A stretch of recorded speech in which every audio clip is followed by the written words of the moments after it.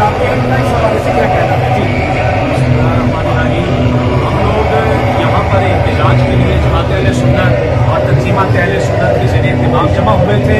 हमारा हुकूमत वक्त से मुतालबा है कि इन खंजीरों को लगाम देने के लिए सिर्फ मजम्मत की हद तक न रहे बल्कि अमली कार्रवाइयाँ भी की जाए और इनका सफारती तौर पर भी बाइकाट किया जाए और तिजारती तौर पर भी बाइकाट किया जाए। हर फोरम पर आवाज उठाई जाए, बल्कि उम्मत मुसलिमा का एक प्लेटफॉर्म उस पर कट करके बताया जाए कि उम्मत मुसलिमा कुरान के लिए जानों के नजराने दे भी सकती है और जाने ले भी सकती है।